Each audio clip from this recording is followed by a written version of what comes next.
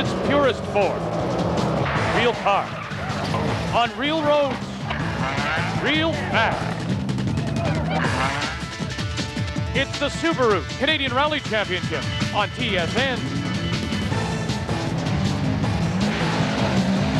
Hi again, everyone, and welcome to Alberta. Vic Roeder along with our TSN Rally expert, Paul Chater. 30 cattle guard. As we welcome you to the Canadian Rally Championship, brought to you by Subaru, the beauty of all-wheel drive, and by Yokohama Performance Radials. Yokohama, now you've got control. Round 4 of the Subaru Canadian Championship, the Rocky Mountain Rally. Paul? Vic, this rally is based in Calgary, but the stages are all run in the Porcupine Hills, 200 kilometers southwest of the city. We're in the foothills of the Rocky Mountains, beautiful ranch land and high altitude. The roads are smooth, they're fast, and they're high. And the highest points on the stages are at 2,000 meters, which puts a premium on the horsepower. And right now we're riding along with Tom McGeer, the defending national champion, his co-driver, Mark Williams. And they've got a new Subaru WRX Open class, which debuted with a victory last week at the Bighorn Rally. Wow, look at this. It just gives you just an idea. In 30, care hard right after crest. Exposure. Now what does that mean? It's a nice way of saying, don't look over the edge. Look at this. Can you imagine the nerve it takes to keep up your speed, and you know that's there on the left. Patrick Richard and Ian McCurdy sure have come a long way in just 2 short years. Exactly 2 years ago on this very event, Pat and Ian entered their first rally. It was in Pat's daily driver, an Impreza RS complete with roof racks. They drove the car all night from Vancouver to get to the start and were horrified to find 10 centimeters of fresh snow. Now, though, Richard and McCurdy have a fully sponsored ride with Subaru Canada and a 2002 WRX production car. And when it debuted last week, unfortunately he broke the transmission and was a DNF, so Richard wants a better result here. And Vic, he's doing remarkably well with only 2 full seasons of rallying behind him. That first event 2 years ago here hooked him on the championship. He ran the entire season that year. In his second year, he contested every event in the Canadian and American championships, winning the GT class titles in both countries. As a result, he was invited to England to test with the Subaru factory team this past January. And that's a big deal. It's kind of like a Formula Ford rookie being recruited by a Ferrari Formula One team. It's amazing. Well, there is a belief if there is to be a Canadian rally driver to break onto the international scene, Patrick Richard just may be the one. He's that good. He's that good, and he's young, and he's very fast, and he doesn't seem to be hard on the cars. That's on the book? Nope. Mark it, whatever the auto is. Now, these roads you talked about, how wide and how fast they are. Let's take a look now at the number 4 car. This is the Mitsubishi Evo 4 of Gatineau's Sylvain and Philip Eriksson. And they are coming off a huge crash in the last event. That's a nasty roll, but as we saw in the event, it didn't take them long to get it back on the road. That's a tough car. I mean, it's remarkable that the Mitsubishi is so strong that it kept running and finished the Bighorn in 2nd place. Yeah, the car has spent an entire week in a Calgary body shop, but as you can see, it's still a mess. You can see the hammer marks in the fenders. And it's impossible to get parts like window glass for an Evo 4. You can see there's not a straight body panel on that car, but mechanically, Sylvain says the car is just fine. Now, he says he loves this Group N car, but the problem he faces is just a lack of power. He needs a little bit more to keep up with the Subaru. He does, and it's going to show on this rally in particular. You can see these roads, despite those ditches. This is a fast rally, and these roads are very smooth. He does have 1 win this year. That was the Pierce-Neige rally in February. You can see there's still a little dust hanging in the air from the previous car. They are, of course, separated by a minute on the road. The number 5, the Eagle Talon of Brian Scott, David Watts. They're from Michigan, and they also had problems last week. Yeah, running in third with less than 10K to go. Scott ran off the road, and he failed to finish. He admitted it was brain fade. And they want to redeem themselves here this weekend. They'll be running in the P4 class. And the difference, Paul, between this class and the open class would be what? Basically, P4, these are production vehicles. They have obvious safety modifications. They can beef up the suspension, but the drivetrain, the engine, and the brakes are right out of the showroom. Brian Scott won the class last year, but it's obvious they're not as fast as the opens. Boy, they kicked up a lot of dust. The third member of Team Subaru, John and Clark Painter from Sackville, Nova Scotia. You can see their car very similar to Richard's WRX, but this is the station wagon version. Painter brothers finished third last weekend.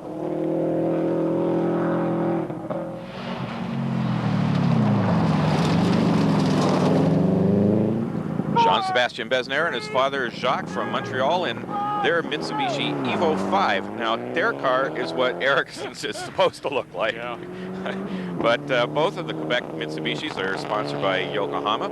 They were in second place before a fuel pump problem ended their run last weekend. These roads are fast and they should suit Jean-Sébastien very well. Well, we talked about a lack of powers compared to the Subarus, but I guess when you get up to the top of your power band and you get going, you're going to be okay. Maybe the problem is out of corners and getting the power down. So as we take a look at the leaderboard through 5, no surprise, McGear has won every stage, but look, Richard just 22 seconds back.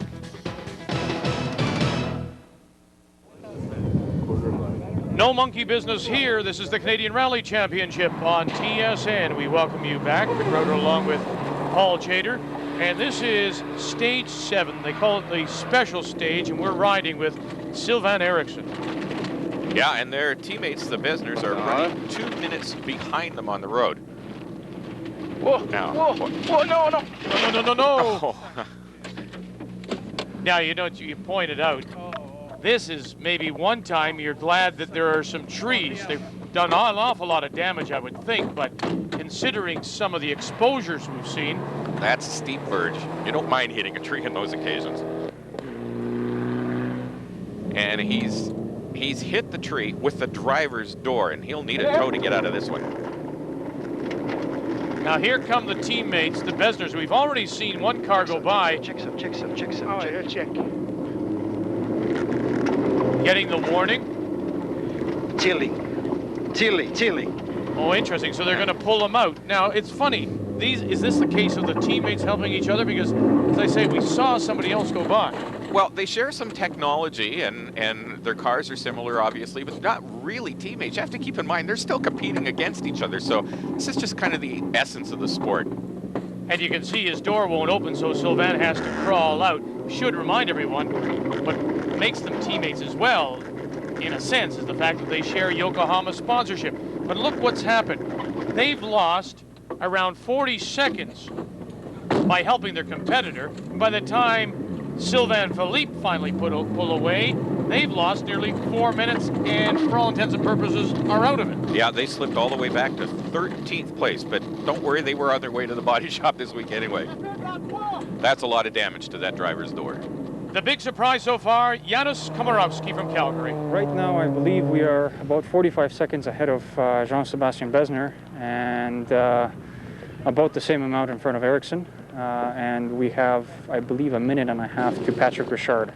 So we're in a good position. There's nothing we can really improve on, and hopefully we shouldn't lose it. Well, many of the open class cars are suffering from altitude problems. The engine won't pull at low revs and the spark plugs are fouling, and McGear's crew are using the computer to try to change the engine mapping to compensate for this high altitude. Trish McGear, many will remember, of course, used to drive with her husband Tom. She's now the team manager, and with her drivers running 1-2, she's got to be happy. Let's go now. This is stage 7. McGeer continues to win every stage by about a half a second per kilometer over his Subaru teammate, Pat Richard, who's having a great run in the Production 4 WRX. 100, caution. Woohoo! 200, hard left. Listen, it's good that you should enjoy this. Now, of course, nobody, it would seem, is going to beat McGeer. The big challenge will come in the next event, the Baie de Chaleur in New Richmond, Quebec. That's how you do it. Yeah, and John Nichols will be competing in a fast Subaru Lachute Impreza. Frank Sprongel hopes to be there. And there's a driver coming from Belgium. We may even see Ericsson and Jean-Marc's old 400 horsepower Mazda.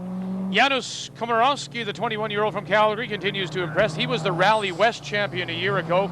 He's now up to 3rd place overall in that Production 4 Mazda 323.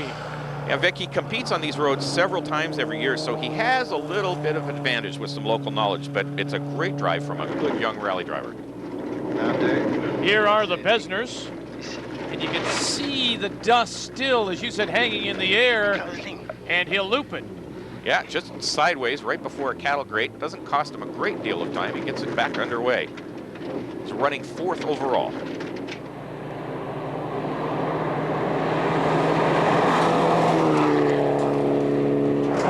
John Painter is 5th overall in his WRX wagon, 3rd in P4. Woo, he got a little close that time, but he managed to collect it nicely. Does body style mean anything? Well, the wagon apparently has got different suspension geometry from the coupe version, and some think it's more fun to drive. Brian Scott, who led the class for most of last week, can do no better than 4th, and that's 6th overall. Dave Kosigi from Port Alberni, BC is 7th in the X-Painter Legacy Turbo. That's a familiar car. Mark Ward and Ken Kwong from Vancouver, another rookie team running in the top 10. Leading the 2-wheel drive Group 2 class, Peter Hill's 1971 Toyota Corolla. And in Production 3 category, Quebec's Steve Walkington from Hudson, Quebec, and Haitham Mokhtar from Kirkland are leading. Another Quebec team, Stefan McNeil and Annie Duranceau, lead P1 in Annie's Subaru Justy. And Justy in time. A break here in the Rocky Mountain Rally.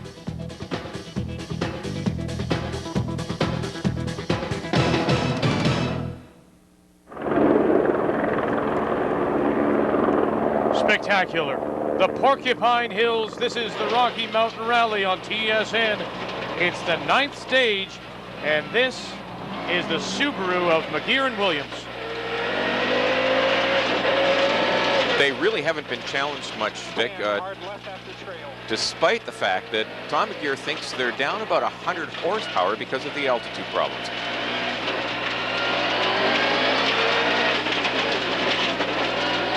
And it's interesting, I think, that the more sophisticated engine is doing not as well as, say, the stock version.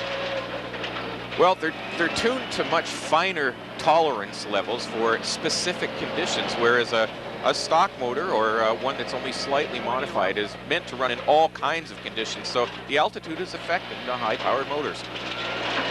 Beautiful. Thank you. In 30, turn 90 left onto Cattle Guard. They're enjoying themselves. They have enough time to compliment each other and say thank you. All right, nailed that. Oh, to be able to think about it for a second, when you watch road racers who time and time again through 70 laps get to hit or try to hit the apex perfectly every time, rally drivers get one chance only. And they're doing it sideways, and for most of them on roads they're not familiar with. Right downhill. And watch through these series of hairpins that McGeer is going through. He's using every last centimeter of the road. He's clipping the apexes on the inside and letting the car drift right out to the edge of the road, which takes some courage. Absolutely. I mean, if he hangs that rear left over, that probably drags the whole car over the edge. This is a hard right with exposure. Hard right with exposure. The exposures don't seem to be slowing Tom down at all. Coming up to the finish control for this stage.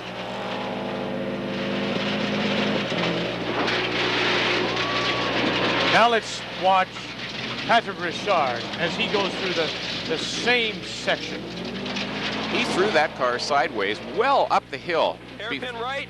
before coming into the first hairpin. 50. Did it beautifully. Now up to the next hairpin. There we go, baby. I have to say that's the best you've ever done that. And I mean, we mentioned earlier, that's why people predict great things for him. He is young and he is talented. The whole point there, though, was he had that car pointed in the right direction very early. He's very consistent. 100 meters. 100 meters through the finish control. The big surprise, as we mentioned, Janusz Komorowski, just 21 from Calgary and pulling away from the Besners on stages 8 and 9. But just a little bit wide there. Little too wide, but he over the cattle grate straight anyway, and the margin was up to 42 seconds after 9 stages. Familiarity with this area pays off because they set up the turbo for the higher altitude. They did, but unfortunately they were going to run into problems later in the rally. The turbo wouldn't last on the Mazda, and they had to withdraw with just a few stages to go.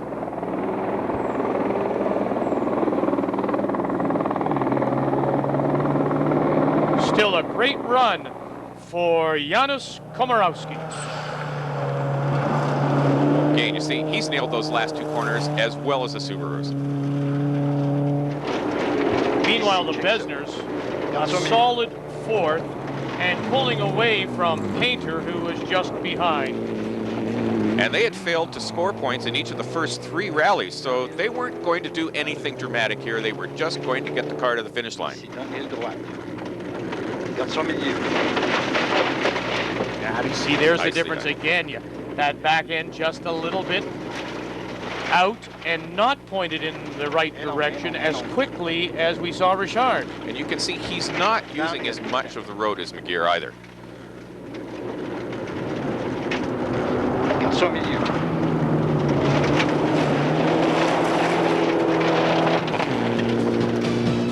So through 10, you can see Komorowski is still listed 3rd, but he was going to go out with turbo problems, meaning the Besners move up a place. Welcome back. Just 3 stages to go, 52K. And someone's had a meeting with a tree. We had just come across a cattle bridge a little while, and we come down through a bunch of switchbacks, and there's a non-marked corner. I think the same one that Ericsson went off a little earlier today. And we just got the rear end out farther than it should have been and tagged a big tree. They got some big ones out there. No problems at all for the leading team. Tom McGear, his Subaru, running perfectly.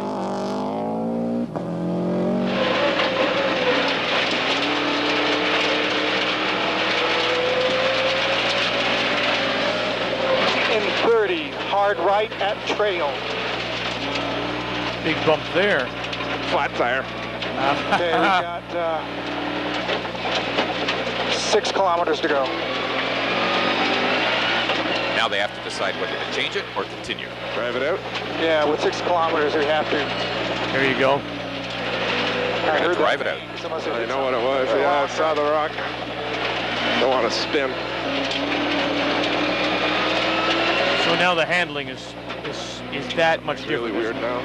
Yeah, he said it feels very weird, and it will. Maybe we broke something. And that's the other thing. Maybe 2 flats, maybe? wow, 2 flats possibly, maybe some suspension damage. So this is good news for Patrick Richard because now he can close the gap. He'll win the stage. And he's going to quickly close on the McGears, or on McGear, who's now decided to change the tire. He has to.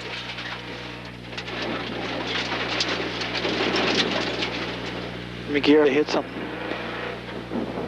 And now here are the teammates. This looks like he shredded a tire. Do you guys need Fast time. what? There, you got your fast time. Do you guys need help? Not right now. Receiving. Here it is. So McGeer mounts the spare tire and takes the next stage. 300 hard left. Well, I guess he has to back off just a little bit. Well, he doesn't know if he's done any serious damage. Meanwhile, Richard goes all out, winning again and closing the gap between the two team drivers to just 48 seconds.